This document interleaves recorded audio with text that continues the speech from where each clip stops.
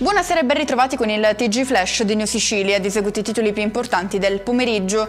5 isolati nel quartiere Sante Croci di Niscemi sono ufficialmente fuori dall'area interdetta dopo la frana di gennaio.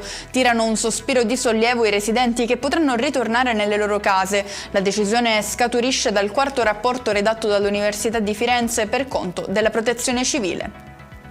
Macabra scoperta a Riposto, in provincia di Catania, per il recupero del cadavere di una donna sulla Sessantina, a circa 500 metri dalla costa, si attendono i risultati dell'autopsia che permetterà di chiarire le cause del decesso. Gravemente ferita una 68enne precipitata dalle scale di un padiglione del Policlinico di Messina, sarebbe stata colpita da alcune scatole cadute da un carrello che gli operai di una ditta stavano trasportando. Grave il quadro clinico della donna.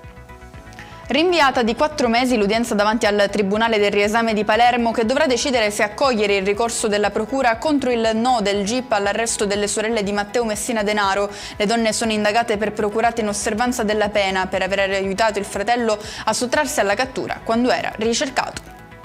Chiudiamo con le previsioni meteo per domani. Si attende in Sicilia ancora una giornata di sole caratterizzata da cieli prevalentemente sereni e solo qualche leggero annuvolamento, temperature in linea con quelle degli ultimi giorni. E con questo è tutto, prossimo appuntamento domani alle 13:30. Grazie per averci seguito, buon proseguimento di serata.